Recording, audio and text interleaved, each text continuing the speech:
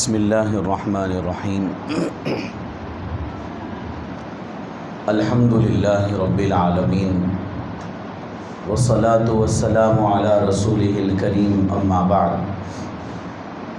اعوذ باللہ من الشیطان الرجیم بسم اللہ الرحمن الرحیم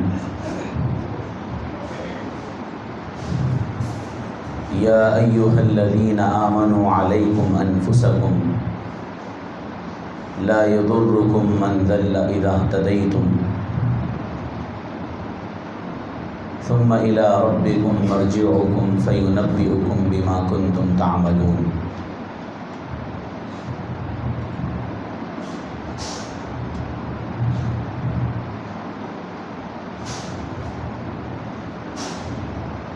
قال النبي صلى الله عليه وسلم یأتی علی الناس زمان الصابر فیہم علی دینہ کالقابض علی الجمر او کما قال رسول اللہ صلی اللہ علیہ وسلم سبحان ربک رب العزت عما یصفون وسلام علی المرسلین والحمد للہ رب العالمین اللہم صلی علی سیدنا محمد وعلی آل سیدنا محمد وبارک وسلم اللہم صلی علی سیدنا محمد وعلی آل سیدنا محمد وبارک وسلم اللہم صلی علی سیدنا محمد وعلی آل سیدنا محمد وبارک وسلم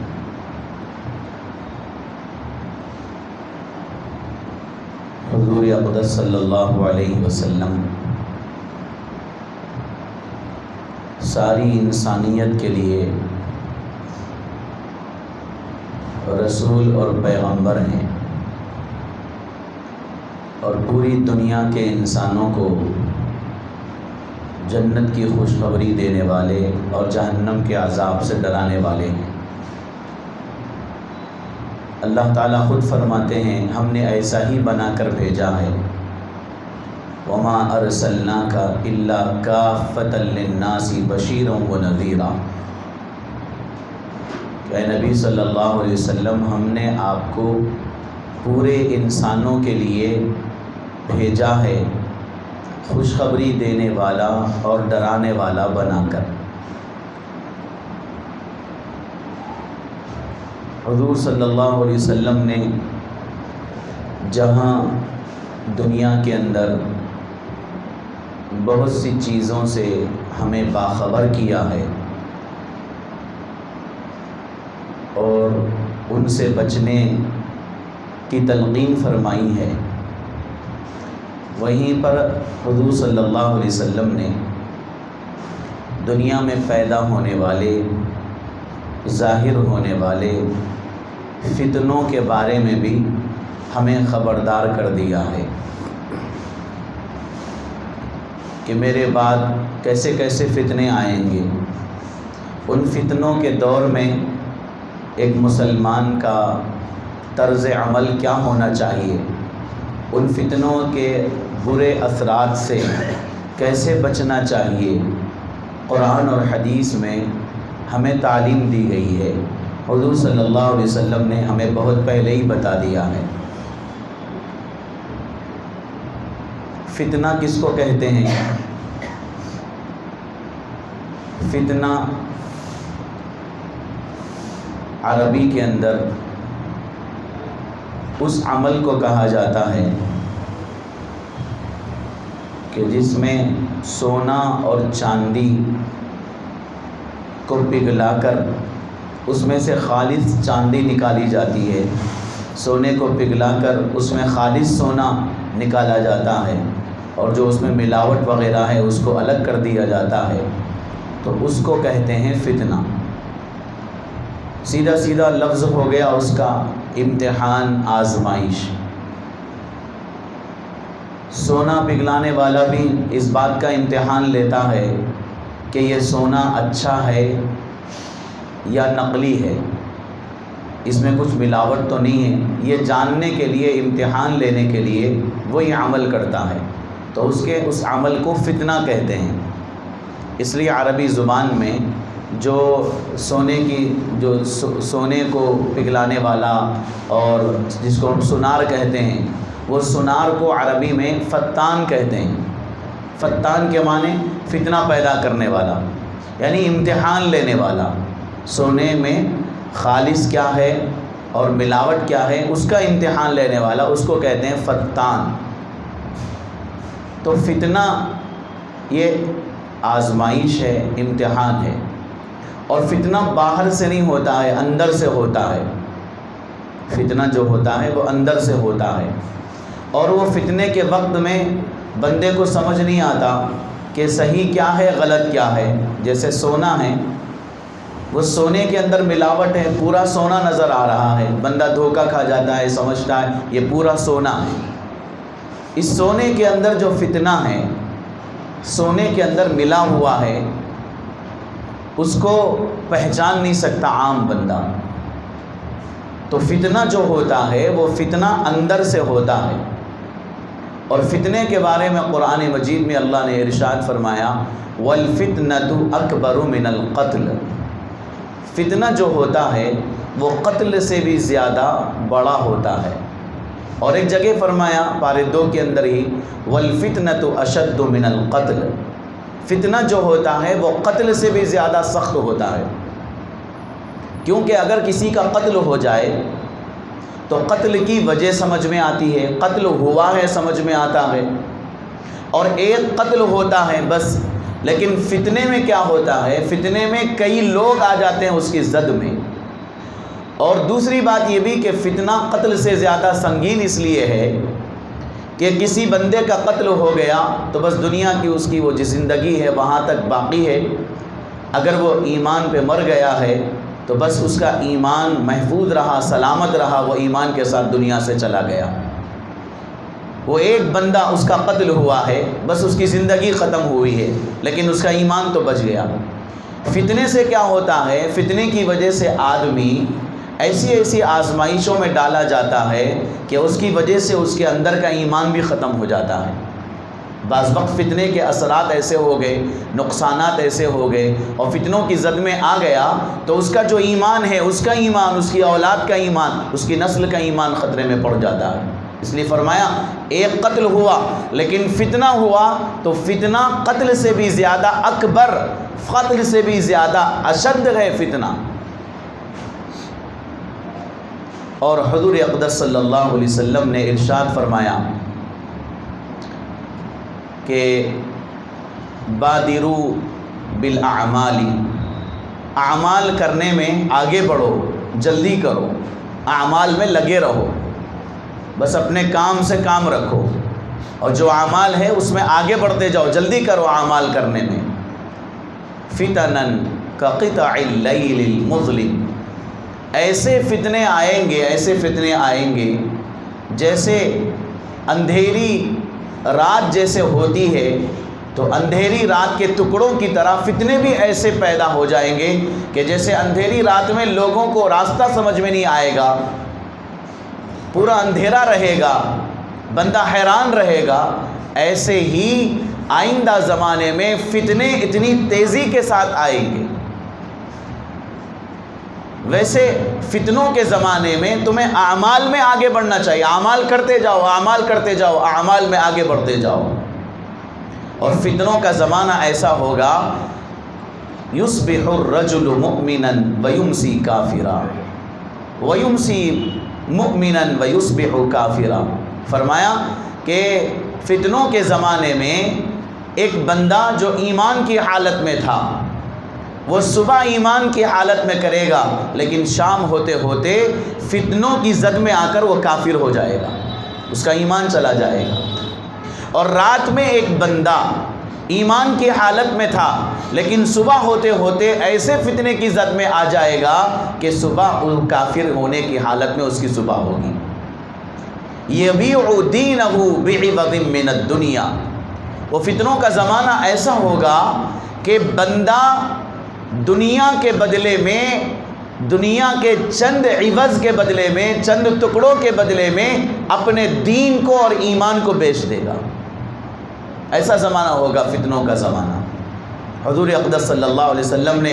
ایک اور حدیث میں ارشاد فرمایا ستکون فتن کقطع اللیل المظلم، اور ایک حدیث میں فرمایا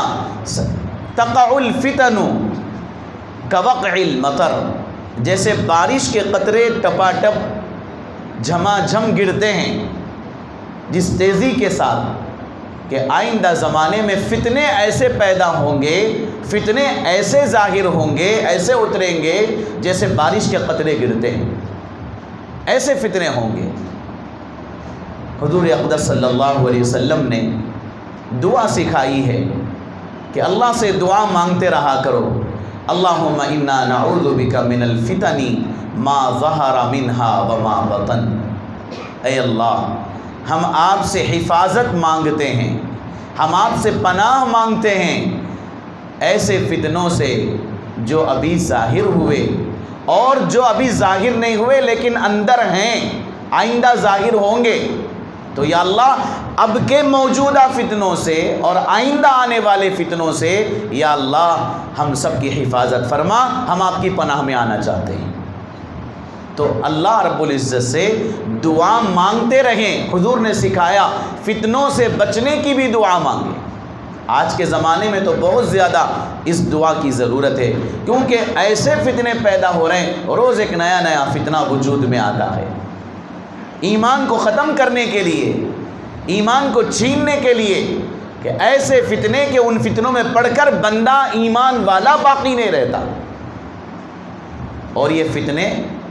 وہ فتنے جو باہر سے آتے ہیں، ہمیں سمجھ میں آتے ہیں، یورپ سے آئے، امریکہ سے آئے، یہودی سے آئے، عیسائی سے آئے، مشرک سے آئے، کافر سے آئے، وہ فتنے سمجھ میں آتے ہیں، وہ فسادات سمجھ میں آتے ہیں۔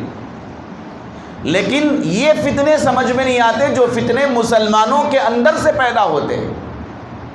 مسلمانوں کے درمیان میں سے جو فتنے نکلتے ہیں وہ فتنے سمجھ میں نہیں آتے۔ دیکھو ظاہری طور پر داڑھی ہے، کرتا ہے، پیجامہ ہے، ٹوپی ہے، وہ بھی عالم ہیں، قرآن کی آیتیں پڑھتے ہیں، حدیثیں پڑھتے ہیں، وہ بھلا گمراہ کیسے ہو سکتے ہیں، غلط راستے پہ کیسے ہو سکتے ہیں؟ لیکن حقیقت یہ ہے کہ وہ غلط راستے پر ہے، ہمارے ایمان کو لوٹنے کے لیے وہ آیا ہے۔ ظاہری طور پہ قادیانی، مرزا غلام احمد قادیانی، اس کو ماننے والے جو قادیانی ہیں، ان کی مسجد دیکھیے ہماری مسجد کی طرح ہے، ان کی مسجد میں بھی جان نماز بچھی ہوئی ہے، قرآن موجود ہے، اور ان کے علماء اور اس کے وہ مذہب کی تبلیغ کرنے والے کرتا پیجامہ، داڑھی، ٹوپی، پگڑی سب موجود ہے، شیروانی، اور ان کی زبان پہ دیکھیے کلمہ طیبہ ہے، لا الہ الا اللہ محمد الرسول اللہ۔ بندہ اگر اس کے سامنے بیان کر دیا جائے کہ مرزا غلام احمد قادیانی اور اس کے ماننے والے کافر ہیں، ان کی بات مت مانو، تو ایک عام بندہ یہ کہے گا کہ آپ کیسے بول رہے ہیں؟ میں ان کی مسجد کو گیا، مادنہ پیٹ میں ہے مسجد ان کی، افضل گنج میں ہے مسجد ان کی، باضابطہ مرکز ہے ان کا، ان کی محنت چلتی ہے، تبلیغ ہوتی ہے ان کے مذہب کی، ہم نے دیکھا ان کو، ان کے پاس بیٹھے، ان سے ہم نے باتیں سنی، وہ کہتے ہیں کہ ہمارا بھی دین اسلام ہے، ہم بھی نبی کو مانتے ہیں، ہم بھی کلمہ پڑھتے ہیں، ہماری بھی دیکھو مسجد ہے، سب ہے۔ لیکن میرے عزیز بھائیوں، وہ اپنے آپ کو مسلمان بتا کر مسلمانوں میں شامل ہو کر کفر پھیلا رہا ہے۔ کس طرح پھیلاتا ہے؟ پہلے تو کہتا ہے لا الہ الا اللہ محمد الرسول اللہ، لیکن بعد میں دھیرے دھیرے جب اس کے قریب ہو جاتے ہیں اور وہ پیسوں کا لالچ دیتا ہے، عہدوں کا لالچ دیتا ہے، پڑھائی کے معاملے میں پیسے خرچ کرتا ہے، شادی کے معاملے میں پیسے خرچ کرتا ہے، جو ہمدردیاں کرنا ہے وہ ہمدردی کے راستے سے دل کے قریب ہو جاتا ہے، آپ کا ہمدرد بنتا ہے، تب وہ اصل بات لاتے ہیں کہ اصل میں ہم محمد الرسول اللہ صلی اللہ علیہ وسلم کو نبی مانتے ہیں، لیکن آخری نبی نہیں مانتے۔ آخری نبی، اس کے بعد بھی نبی آئے، جیسے مرزا غلام احمد جو قادیان کے رہنے والے تھے، وہ بھی ہمارے نبی ہیں۔ ہم محمد کو انکار نہیں کرتے، ان کو نہیں مانتے، ایسی بات نہیں، ان کو مانتے ہیں، لیکن ان کے بعد بھی نبی ہیں، جیسے مرزا غلام احمد قادیانی، ان کو نبی مانتے، تم بھی مانو، کیا فرق ہو؟ سب برابر ہے نا، کلمہ پڑھتے ہیں سب برابر ہے، بس مان لو۔ اب بندہ یہاں آ کر فتنے میں پڑ جاتا ہے، کچھ سمجھ میں نہیں آتا، تو اس فتنے کا شکار ہو جاتا ہے، گمراہ ہو جاتا ہے، غلط راستے پر چلا جاتا ہے۔ ایمان کا ایک حصہ ہے، بلکہ ایمان یہ ہے کہ اللہ کو ایک مانا جائے اور محمد الرسول اللہ صلی اللہ علیہ وسلم کو پیغمبر مانا جائے، نبی مانا جائے، رسول مانا جائے، اور آخری نبی، آخری رسول پیغمبر مانا جائے، اور یہ عقیدہ رکھا جائے کہ حضور اکرم صلی اللہ علیہ وسلم کے بعد کوئی نبی دنیا کے اندر پیدا نہیں ہوگا، کوئی نبی نہیں آئے گا۔ عیسیٰ علیہ السلام نبی ہیں، آسمان پہ زندہ اٹھا لیے گئے، قیامت کے قریب میں نازل ہوں گے، لیکن وہ نبی بن کے نہیں آئیں گے، بلکہ ہمارے نبی محمد الرسول اللہ صلی اللہ علیہ وسلم کے امتی بن کے آئیں گے، نبی بن کے نہیں آئیں گے۔ حضور اکرم صلی اللہ علیہ وسلم پر نبوت کا سلسلہ ختم۔ تو میرے عزیز بھائیوں، آج ایسے فتنے، ایک اور فتنہ بھی گزشتہ جمعہ مرکز چھوٹی مسجد کو بلایا گیا، اعلان بھی ہوا، اس میں جو مولانا آئے تھے، مولانا ایوب صاحب قاسمی، بہت بڑے عالم دین ہیں، جب سے وہ فارغ ہوئے ہیں اور اس کے بعد وہ اسی کام میں لگے ہوئے ہیں، فتنوں کے معاملے میں، قادیانیت کا فتنہ، پھر فتنہ شکیل بن حنیف، شکیلیت کا جو فتنہ ہے، وہ فتنے کے بارے میں برابر مسلسل لگے ہوئے ہیں۔ ان کا کام وہی ہے، گاؤں میں جانا، گاؤں میں محنت کرنا، ماموں اور بھانجی میں شادی ہے تو وہ جا کے سمجھانا گاؤں کے اندر، اگر قادیانی کے ساتھ شادی ہو رہی ہے، چاہے بچہ ہو یا بچی ہو، وہاں جا کے ان کے سامنے بات کرنا، بڑے بڑے خطرے مول لینا، لوگوں کا ان پر حملہ کرنا، یہ سب وہ برداشت کر رہے ہیں، اس لیے کہ لوگوں کا ایمان بچ جائے، لوگوں کا ایمان بچ جائے، اس کی فکر میں لگے ہوئے ہیں۔ وہ آئے تھے سوریا پیٹ کو گزشتہ جمعہ، مغرب کے بعد بیان تھا ان کا، انہوں نے یہ فتنے کو سمجھایا، اور اس فتنے شکیلیت کے زد میں آنے والے وہ نوجوان ہیں جو تعلیم یافتہ ہیں، ڈاکٹری پڑھنے والے، انجینئرنگ کرنے والے، بڑی بڑی تعلیم حاصل کرنے والے، جن کو تعلیم یافتہ کہتے ہیں، بہت بڑے تعلیم انہوں نے حاصل کی ہے، ویسے تعلیم یافتہ نوجوان اس فتنے کی زد میں آ رہے ہیں، اس فتنے کے حوالے ہو رہے ہیں۔ میرے عزیز بھائیوں، یہ فتنے جو باہر سے آتے ہیں وہ فتنے تو ہمیں سمجھ میں آتے ہیں، لیکن جو اندر سے فتنے اٹھ رہے ہیں وہ فتنے ہمیں سمجھ میں نہیں آتے، عجیب عجیب فتنے، ہم جن کو صحیح سمجھتے ہیں وہ بھی فتنہ بن جاتا ہے، اس میں بھی فتنہ آج شروع ہو گیا ہے۔ ہم ایک جماعت کو بالکل صحیح جماعت کہتے ہیں کہ جماعت بالکل حق جماعت ہے، صحیح جماعت ہے، لیکن اس جماعت، حق جماعت کے اندر بھی دو ٹکڑے ہو جاتے ہیں، یہ گروپ الگ ہو جاتا ہے، یہ گروپ الگ ہو جاتا ہے، یہ فرق کرنا مشکل کہ ان میں صحیح کون ہے، غلط کون ہے، میں ان کے پیچھے جاؤں یا ان کے پیچھے جاؤں، اب میں کیا کروں، ان کو برا بھلا کہوں تو ان کے پیچھے بھی ہمارے ہی علماء ہیں، ہمارے ہی اپنے، جو کل تک ایک ساتھ تھے، ملے ہوئے تھے، میں ان کو کچھ برا بھلا کہوں تو ان کے ساتھ بھی علماء ہیں، یہ علماء آپس میں ایک دوسرے سے ملے ہوئے ہیں، اب مجھے کیا کرنا چاہیے؟ میرے عزیز بھائیوں، فتنے نہیں ہونا، فتنے دنیا میں نہیں آنا، بس ایک ہی پہ قائم رہنا، یہ جو ہم بولتے ہیں نا بار بار، یہ بولنا غلط ہے، بولتے ہیں نا کہ یہ جماعت کیا، وہ جماعت کیا، وہ اہل حدیث کیا، وہ جماعت اسلامی کیا، وہ کیا، یہ کیا، یہ کیا، اتنے فرقے کیا ہے، سب ایک پہ رہنا، سب مسلمان بن کے رہنا، اتنے فرقے نہیں ہونا، یہ نہیں ہونا جو کہتے ہیں میرے بھائیوں، اللہ نے فیصلہ کر دیا، یہ ہونا ہے، میں اور آپ کیسے بول سکتے ہیں اللہ کو نہیں ہونا ہے؟ یہ فتنے ہوں گے، آئیں گے، پیدا ہوں گے، تو جب پیدا ہوں گے تو پھر ہمیں یہ سوچنا چاہیے کہ ہمیں کیا کرنا چاہیے۔ ایک مرتبہ حضرت علی رضی اللہ تعالیٰ عنہ بیٹھے ہوئے ہیں، حضور اکرم صلی اللہ علیہ وسلم نے فتنوں کے متعلق فرمایا کہ قیامت سے قریب ایسے ایسے فتنے آئیں گے، ایسا ایسا ہوگا، تو حضرت علی رضی اللہ تعالیٰ عنہ نے سوال جو کیا، میرے بھائیوں، وہ سوال سے میرے اور آپ کے لیے بہت بڑا سبق ہے۔ سوال کیا اللہ کے نبی صلی اللہ علیہ وسلم، وہ فتنے جب ہوں گے تو پھر ہمیں ان سے بچنے کے لیے کیا راستہ اپنانا چاہیے؟ یہ نہیں پوچھا صحابی نے اللہ کے نبی کیوں ہوں گے، کیسے ہوں گے، کیسے آئیں گے،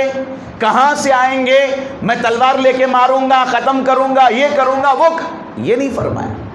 پوچھا اللہ کے نبی جب آپ فرما رہے ہیں کہ اللہ نے ایسا فرمایا تو اللہ نے جو فرمایا وہ ہو کے رہے گا، آپ نے جو فرمایا وہ ہو کے رہے گا، علی میں کیا ہمت ہے کہ اللہ کے فیصلوں کو روک دے؟ بس آپ یہ فرما دیجئے کہ ایسا ہو جائے تو ہمیں کیا کرنا چاہیے۔ حضور صلی اللہ علیہ وسلم نے ارشاد فرمایا اس وقت میں قرآن مجید ہے، قرآن مجید فیصلہ کن کتاب ہے، تم قرآن کے مطابق اپنی زندگی گزارو۔ حضور اکرم صلی اللہ علیہ وسلم نے جو تعلیمات دی ہے، اللہ فرماتے ہیں وہ تعلیمات کے مطابق تم زندگی گزارو تو پھر تم کامیاب ہو جاؤ گے اور یہ فتنوں کی زد میں نہیں آؤ گے۔ تو میرے بھائیوں، یہ ہم جو کہتے ہیں کہ ایسا کیوں ہے، وہ کیوں ہے، یہ ہوگا یہ، لیکن ایسے فتنوں کے زمانے میں ہم فتنوں سے بچ کر کیسے زندگی گزاریں، یہ ہمیں رہنمائی کی ضرورت ہے۔ حضور اقدس صلی اللہ علیہ وسلم نے ارشاد فرمایا ایک زمانہ ایسا آئے گا کہ یقبض العلم، علم کو اٹھا لیا جائے گا، اور وتظہر الفتن، فتنے ظاہر کر دیے جائیں گے، ہر طرف فتنے ظاہر ہو جائیں گے، وَيُلْقَى الشُّحُّ، اور لوگوں میں کنجوسی، مال کو جمع کرنا، مال کو روکے رکھنا، اللہ کے راستے میں خرچ نہیں کرنا، یہ کنجوسی کا جذبہ بڑھتا جائے گا، اور یکثر الحرج، اور حرج بہت زیادہ ہو جائے گا۔ صحابہ نے پوچھا قالوا وما الحرج یا رسول اللہ، اللہ کے رسول حرج کیا چیز ہے؟ فرمایا قال القتل، آپس میں ایک دوسرے کو قتل کرنا ایسا زیادہ ہو جائے گا، ایک زمانہ ایسا آئے گا کہ انسانوں کا آپس میں قتل ایسے ہوگا، ان کی نظروں میں انسانی جان کی وہ قدر و قیمت بھی نہیں ہوگی جو قدر و قیمت مکھی اور مچھر کی ہوتی ہے۔ مکھی اور مچھر کی جان کی کوئی قیمت نہیں، مکھی ہے مار دیے، ہٹا دیے، مچھر بیٹھا مار دیے، کوئی قیمت نہیں۔ فرمایا ایک زمانہ ایسا آئے گا کہ جب علم اٹھا لیا جائے گا، فتنے ظاہر ہو جائیں گے، لوگ مال کو جمع کریں گے، اللہ کے راستے میں خرچ نہیں کریں گے، اور اس وقت میں خون اتنا زیادہ ہو جائے گا کہ انسانوں کی جان کی قدر و قیمت مچھر اور مکھی سے بھی زیادہ بے حیثیت ہو جائے گی۔ اور ایک حدیث میں تو صاف اللہ کے نبی نے ارشاد فرمایا کہ قتل ایسے ہوگا کہ لا یدری قاتل فیما قتل ولا یدری مقتول فیما قتل القاتل والمقتول کلاہما فی النار۔ فرمایا کہ ایک وقت ایسا آئے گا کہ قتل کرنے والے کو خود پتہ نہیں چلے گا کہ میں کیوں قتل کر رہا ہوں، چھرے سے اس کو میں ذبح کر رہا ہوں، اس کو پیچھے سے مار رہا ہوں، اور بھری سڑک کے بیچ میں بھرے دن کے وقت میں سب لوگوں کے سامنے، حتیٰ کہ پولیس کے سامنے بھی میں اس کا خون کر رہا ہوں، یہ خون کرنے والے کو خود نہیں معلوم کہ میں خون کس لیے کر رہا ہوں، اور وہ جاتا بھی نہیں ہے قتل کر کے، وہیں رہتا ہے، بھاگتا بھی نہیں ہے، اس کو پکڑ لیا بھی جاتا ہے، حراست میں بھی لیا جاتا ہے، اور اس سے پوچھا جاتا ہے کہ تو نے قتل کیوں کیا؟ وہ کہتا ہے میرا موڈ آیا مار دیا، بس ختم، میرے پاس چھرا ہے، جا رہا تھا میری پھر گئی، ختم کر دیا، کیوں ختم کیا مجھے خود نہیں معلوم۔ اور جس کا قتل ہوا ہے، اللہ کے نبی نے فرمایا وَلَا يَدْرِي مَقْتُولٌ فِيمَ قُتِلَ، جس کا قتل ہوا اس کو خود نہیں معلوم کہ کیوں مارا گیا۔ اس کے رشتہ داروں سے جا کے پوچھو کیا اس سے جو آدمی مارا ہے وہ فلاں جگہ کا رہنے والا، اتاپور کا رہنے والا، یا فلاں جگہ کا رہنے والا، مہدی پٹنم کا رہنے والا، ادھر کا، تو یہ تو سنتوش نگر کا رہنے والا ہے، اور وہ مہدی پٹنم کا رہنے والا ہے، ان دونوں میں اس کا کیا تعلق ہے؟ کوئی تعلق ہمیں نظر نہیں آ رہا، کوئی دوستی سمجھ میں نہیں آ رہی، کوئی دشمنی سمجھ میں نہیں آ رہی، کیوں مارا گیا کچھ سمجھ میں نہیں آ رہا ہے۔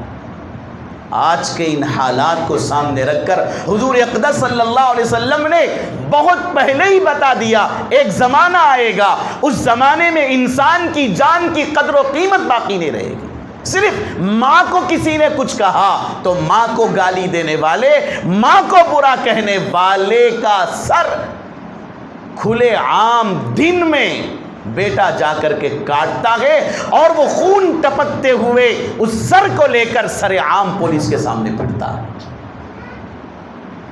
اتنا زیادہ بے حیثیت انسان کا خون ہو جائے گا۔ اللہ کے نبی نے فتنوں کے بارے میں فرما دیا، ایسا فتنہ بھی آئے گا، ایسا بھی ہوگا۔ یکثر الحرج، حرج بہت زیادہ ہو جائے گا، انسان مارنے والے کو بھی نہیں معلوم، مرنے والے کو بھی نہیں معلوم۔ اور ایک حدیث میں اللہ کے نبی نے بھی ارشاد فرمایا، اذا التقى المسلمان بسیفہما، جب دو مسلمان آپس میں تلوار لے کر لڑنے کے لیے آ جائیں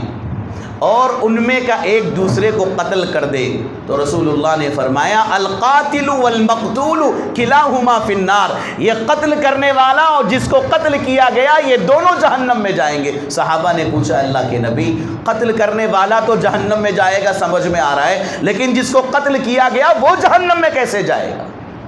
بیچارے اس کو تو مارا گیا، وہ تو مقتول ہے، وہ کیسے جہنم میں جائے گا؟ حضور اقدس صلی اللہ علیہ وسلم نے ارشاد فرمایا کہ جب دونوں تلوار لے کے نکلے تھے تو دونوں کا بھی ارادہ قتل کا تھا، ہاں اس کا زور کمزور پڑ گیا، اس کا زور زیادہ ہو گیا، اس نے اس کو ختم کر دیا، لیکن حقیقت میں دونوں قتل کے ارادے سے نکلے، لہٰذا دونوں قاتل ہوئے، دونوں کو دوزخ ہے۔ اس حدیث سے اللہ کے نبی نے یہ پیغام دیا ہے کہ دیکھو، لڑائی کے موقع پر لڑنے کے لیے جانے والا وہ بھی دوزخی ہوگا، اور اپنے آپ کو بچانے والا، صبر کرنے والا، برداشت کرنے والا، حالات کا مقابلہ کرنے والا اور صبر کا دامن تھامنے والا، اللہ کے حوالے کرنے والا، وہ بندہ اس فتنے سے بچ جائے گا۔ لہٰذا دو مسلمانوں کو آپس میں لڑنے کے لیے آگے نہیں بڑھنا چاہیے، معاف کر دینا چاہیے۔ تو دونوں نے قتل کا ارادہ کیا، لہٰذا ارادے پر دونوں قاتل کہلائیں گے، اللہ کی بارگاہ میں جہنم میں جائیں گے۔ تو اس لیے میرے عزیز بھائیوں، فتنے نہیں ہونا تھا ہم سمجھ رہے ہیں، لیکن اللہ کا فیصلہ ہے ہونا ہے، ہو جاتے ہیں۔ دو گروپ نہیں ہونا تھا، پوری کوشش ہوتی ہے، لیکن اس کے باوجود بھی دو گروپ بن جاتے ہیں، یہ اللہ کا فیصلہ ہے۔ تو حضرت علی رضی اللہ تعالیٰ عنہ کی طرح مجھے اور آپ کو یہ سوچنا ہے کہ جب ہونا تھا، طے ہو گیا، تو پھر اب ہمیں کیا کرنا چاہیے؟ میرے عزیز بھائیوں، یہ جو فتنے ہیں اور آپس میں ایک دوسرے کے بات پر سوچ ایک دوسرے کے خلاف ہونا اور آپس میں دو گروپ ہو جانا، دو جماعتیں ہو جانا، یہ میرے بھائیوں یہ ایسا پچھلے زمانوں میں بھی ہوتا آیا ہے۔ آپس میں اختلاف ہوا ہے، آپس میں اختلاف ہوا، اہل حق جماعت میں بھی اختلاف ہوا، سوچ الگ تھی۔ حضرت امیر معاویہ رضی اللہ تعالیٰ عنہ کی سوچ الگ ہے، اور حضرت علی رضی اللہ تعالیٰ عنہ کی سوچ الگ ہے، اور اما جان ام المؤمنین حضرت عائشہ صدیقہ رضی اللہ تعالیٰ عنہ ان کی سوچ الگ ہے، اور حضرت علی رضی اللہ تعالیٰ عنہ کی سوچ الگ ہے۔ دونوں کی سوچ میں اختلاف ہوا، اور یہ اختلاف اتنا آگے بڑھا، اتنا آگے بڑھا، جنگ کی نوبت آ گئی، جنگ کرنے کی نوبت آ گئی۔ لیکن میرے بھائیوں، یہ فتنے، یہ اس طرح اختلافات، یہ آپس میں ایک دوسرے کے مقابلے میں آئے، لیکن اخلاق کا دامن انہوں نے نہیں چھوڑا، انسانیت کا دامن انہوں نے نہیں چھوڑا، ایک دوسرے کو کافر انہوں نے نہیں کہا، اور ایک دوسرے کے لیے دشمن وہ نہیں بنے۔ ان کے اس اختلاف کے اندر بھی ہم سب کو یہ پیغام ملتا ہے کہ اس طرح اختلاف ہونے کے بعد بھی،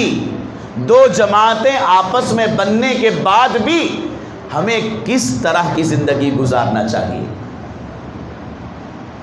جب دونوں کی لڑائی ہوتی اور نماز کا وقت آتا تو نماز کے وقت میں ادھر امیر معاویہ رضی اللہ تعالیٰ عنہ کی طرف جو صحابہ ہیں، مسلمان ہیں، وہ اور حضرت علی رضی اللہ تعالیٰ عنہ کی طرف جو مسلمان ہیں وہ نماز میں ادھر ادھر چلے جاتے ہیں، اور ابو ہریرہ رضی اللہ تعالیٰ عنہ جب کھانے کا وقت آتا تو حضرت معاویہ رضی اللہ تعالیٰ عنہ کے دسترخوان پر آ کر بیٹھ کر کھانا کھاتے تھے، اور جب نماز کا وقت آتا تو حضرت علی رضی اللہ تعالیٰ عنہ کے پیچھے جا کر نماز پڑھتے تھے۔ ان سے پوچھا گیا کہ آپ ایسا کیوں کرتے ہیں؟ فرمایا یہ دونوں جماعتیں حق جماعت ہیں، ان کا آپس میں کسی سوچ کا اختلاف ہے، وہ اختلاف وہ جانے، اللہ جانے، یہ تو میرے لیے سب برابر ہیں، میں کیوں الگ ہو جاؤں؟ یہ بھی میرے ہیں، یہ بھی میرے ہیں۔ اور میرے بھائیوں، کسی نے بھی نماز پڑھنے سے نہیں روکا۔ آج مسجد میں کوئی جماعت آ جائے تو اس کے جماعت کا بوریا بستر باہر کر دیا جاتا ہے، بھگا دیا جاتا ہے۔ کسی کو حق نہیں ہے مسجد سے بھگانے کا۔ یہ مسجد کسی کے باپ کی جاگیر نہیں ہے، یہ مسلمانوں کی مسجد ہے، ایمان والوں کی مسجد ہے۔ اس مسجد پر کسی کا کوئی حق نہیں ہے، کوئی اختیار نہیں۔ جب مسجد بن گئی، اس مسجد پر ہر ایمان والے کا حق ہے۔ کوئی کتنا بھی بڑا ترم ہو یہ نہیں کہہ سکتا میری مرضی کے بغیر کوئی یہاں نہیں آ سکتے، کوئی نہیں کہہ سکتا۔ ہر کوئی آ سکتے ہیں، ہر کوئی رہ سکتے ہیں، یہاں پہ قیام کر سکتے ہیں، نماز پڑھ سکتے ہیں، باہر نکالنے کا کسی کو اختیار نہیں۔ اتنی لڑائی کے باوجود بھی جنازے کی نماز کسی کی ہونا ہے تو جنازے کی نماز میں سب لوگ شامل ہو جاتے ہیں، کوئی الگ نہیں ہے۔ آج بھی میرے بھائیوں، اگر ایسے حالات آپ دیکھتے ہیں کہ مسجدوں سے اگر جماعت کو نکالا جا رہا ہے، چاہے وہ بریلوی نکالے، چاہے وہ اہل حدیث نکالے، چاہے وہ جماعت اسلامی نکالے، میرے بھائیوں ان کو سمجھاؤ، یہ مسجدیں سب کی ہیں، سب یہاں آ سکتے ہیں، سب عبادت کر سکتے ہیں، سب تبلیغ کر سکتے ہیں، سب محلے میں پھر کر دعوت دے سکتے ہیں، ہر مسجد میں آ سکتے ہیں۔ مسجد کے باہر اس طرح لکھنے کا کسی کو اختیار نہیں کہ مسجد فاتحہ کی ہے، یہ مسجد اہل حدیث کی ہے، یہ مسجد اس طرح کی نہیں لکھنا چاہیے۔ سب مل جل کے رہنا چاہیے، نماز پڑھنے سے کسی کو نہیں روکنا چاہیے، مسجد میں آنے سے کسی کو نہیں روکنا چاہیے۔ ہم ہر ایک کا، ہماری مسجد کے حساب سے ہم ہر ایک کا استقبال کریں گے، ہر ایک کو آنے دیں گے، یہاں ہر ایک کو رہنے دیں گے، نماز پڑھنے دیں گے۔ اگر کوئی یہاں ہاتھ بن کے نماز پڑھتا ہے، اللہ کے فضل و کرم سے یہاں امامت کیے ہوئے 5-6 سال ہوئے ہیں، لیکن اللہ کے فضل و کرم سے کبھی کسی کو بھی الگ بٹھا کر میں نے یہ نہیں پوچھا کہ آپ ہاتھ یہاں کیوں بنتے ہیں۔ نماز مسجد ہے، آئیے نماز پڑھیے۔